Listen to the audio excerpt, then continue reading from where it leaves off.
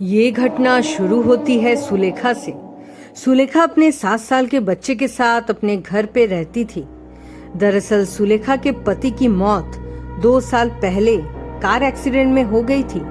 अब सुलेखा किसी ऑफिस में जॉब करती और अपने बेटे को पढ़ा लिखा के अपने जीवन का मकसद को पूरा करती। तो नमस्कार दोस्तों, स्वागत है आपका आपके अपने खुद के YouTube चैनल स्टोरी हाउस में। आज की जो रियल भूतिया घटना है वो आपको सुनने में बहुत मजेदार लगेगी, क्योंकि ये सत्य घटना है। तो चलिए फिर दोस्तों घटना को शुरू करते हैं, वक्त को बर्बाद ना करते हुए। यहाँ पे सुनाई हुई सारी घटना किसी के द्वारा सुनाई हुई है। ये सारी घटनाएं किसी भी व्यक्ति, वस्तु, स्थान को नीचा नहीं दिखाना चाहता और ना ही किसी अंधविश्वास को बढ़ावा देता है। इस वीडियो का उद्देश्य सिर्फ मनोरंजन है। सुलेखा का बेटा पढ़ाई के साथ साथ बाकी कुछ एक्टिविटीज में भी आगे था, इसलिए सुलेखा ने अपने बेटे को स्विमिंग क्लास में एडमिशन दिलवाया था।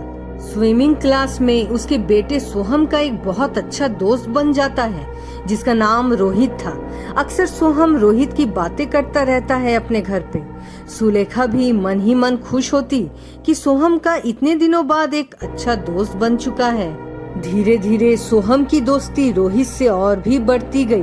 अब तो सोहम अकेले अकेले भी रोहित की बातें कर कर के बड़बड़ाता रहता। कुछ दिन तक तो ये सब ठीक ही चल रहा था, पर एक दिन अचानक स्विमिंग क्लास से छुट्टी के समय जब सुलेखा ने सोहम को अकेले अकेले दूसरी तरफ देखकर बातें करता देखा तो उसकी आंखें फटी की फटी रह गई। उसे समझ ही नहीं आ रहा था कि वो क्या देख रही है। सोहम अपनी ठीक दूसरी तरफ देखकर किसी से बातें कर रहा था। ऐसा लग रहा था मानो कोई उसके साथ खड़ा है वहां पर ताजुब की बात तो ये थी कि वहां पे कोई भी नहीं था। अब बाकी की घटना आप सुलेखा और उसके बेटे सोहम की आप बीती सुनेंगे। कौन है वहां पे बेटा? तुम किससे बातें कर रहे हो?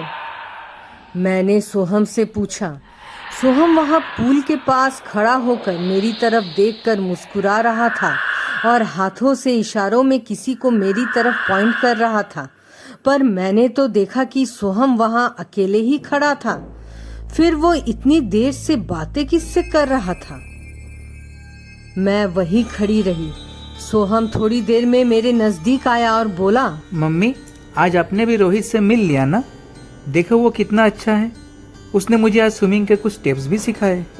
मेरी तो कुछ समझ ही नहीं आ रहा था। मैं सोहम को लेकर घर आ गई। घर आते ही रोज की तरह सोहम को मैंने दूध और बिस्किट दिया, पर आज उसका बिहेवियर कुछ अलग सा था। वो दूध और बिस्किट को देखकर ना जाने क्या क्या बड़बड़ा रहा था। नहीं नहीं नहीं खाऊंगा, ले जा यहाँ से। उसने फट से दूध के ग्लास को फेंक दिया। क्या कर रहे हो ये सब? चुपचाप पी लो। मुझे छोड़ दे, जा अपना काम कर। मेरे और इसके बीच में आई ना तो तुझे मैं जान से मार दूंगा। उसकी बातें बहुत अजीब थी। सोहम ने आज से पहले कभी भी मेरे साथ ऐसा बर्ताव नहीं किया था।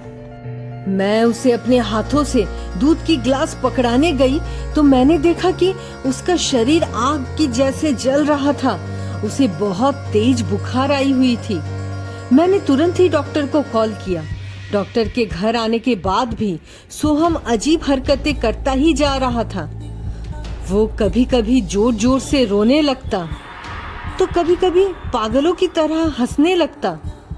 डॉक्टर ने इसे हाई फीवर के सिम्टम्स बताया और कुछ मेडिसिन्स भी दिए। उस रात फीवर ज्यादा होने की वजह से मैं सोहम के पास ही सोई थी। आधी रात में जब मेरी नींद खुली तो मैंने सोहम को अपने पास नहीं पाया।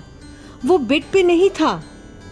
मैं दौड़ के गई और अपने रूम का दरवाजा खोला, पर सोहम घर में कहीं भी नहीं दिखा। मैं डर से रोने लगी। सोहम कहाँ हो बेटा? सोहम! पर सोहम कहीं भी नहीं था। जब मैं रोते रोते अपने रूम वापस आई तो मेरी नजर पंखे पे पड़ी। मैंने जो वहां पे देखा उसे देखकर मेरे रोंगटे खड़े हो गए। सोहम उल्टा सोया हुआ था पंखे से लटक कर। पर वो वहां पहुंचा कैसे?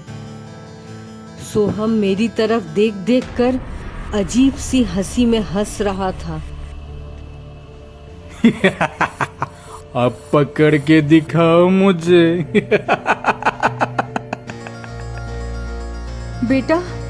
बेटा नीचे उतरो बेटा।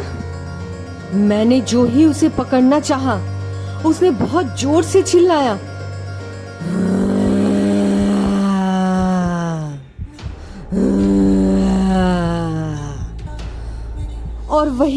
और वही बेड पे ऊपर से गिर पड़ा।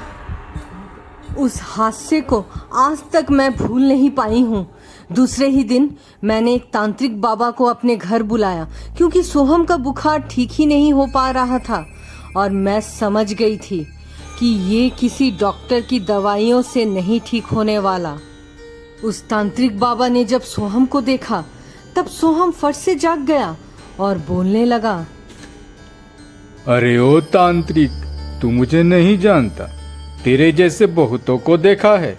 तू मेरा कुछ नहीं बिगाड़ पाएगा। आज भर का समय है तेरे पास। कल सुबह मैं इसे ले जाऊंगा। जो करना है कर ले।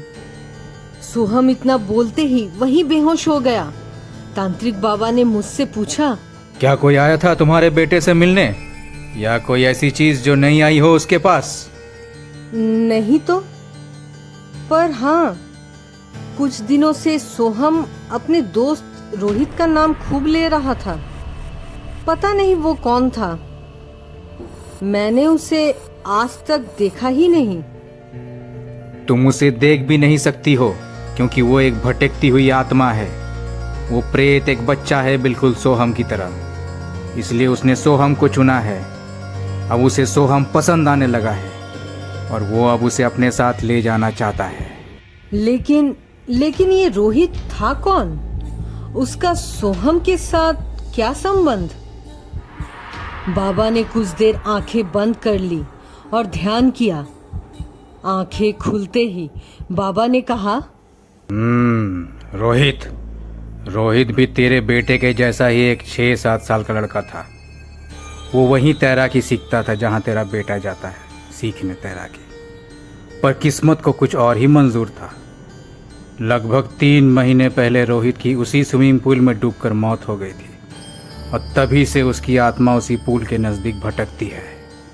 रोहित की आत्मा को शांति मिले, इसके लिए उसके माता पिता को यहाँ बुलाना पड़ेगा और एक पूजा करनी पड़ेगी उसके नाम से। मैंने रोहित के माता पिता को अपने घर बुलाया और तांत्रिक बाबा ने पूजा शुरू की। इस पूरे पूजा के दौरान हमने सोहम को बेड से बांध कर रखा था और वो अपनी अलग अलग आवाजें निकाल कर हमें डराने की खूब कोशिश कर रहा था। मंत्रों के उच्चारण से रोहित की आत्मा को सोहम के शरीर को छोड़ने के लिए मजबूर किया गया। रोहित जोर जोर से चिल्ला रहा था सोहम की आवाज में। फिर रोहित के माता पिता ने अपने हाथों रोहित का पिंड दान किया ताकि उसकी भटकती आत्मा को शांति मिले। रोहित के माता पिता बिल्कुल अंदर से टूट चुके थे, पर उन्हें इस बात की तसल्ली थी कि आज जाकर उनके बेटे की आत्मा को शांति मिल पाई है। रोहित की आत्मा ने सोहम के शरीर को अब जाकर छोड़ दिया। सोहम अब धीरे धीरे ठीक हो रहा था और पुरानी बीती बातों को भूलने की कोशिश भी कर रहा था। पर रोहित के साथ जो हुआ, उसका अफसोस उसके माता पिता को हमेशा हमेशा के लिए रहेगा। दोस्तों, यह सच्ची भूतिया कहानी यहीं पर ही समाप्त होती है। आपको कैसी लगी हमें कमेंट्स में ज़रूर बताएं। अगर अच्छी लगी हो तो चैनल को सब्सक्राइब करना ना भूलें और इस वीडियो पर ज़्यादा से ज़्यादा लाइक और शेयर करें अपने दोस्तों के साथ। मिलते हैं नेक्स्ट वीडियो में।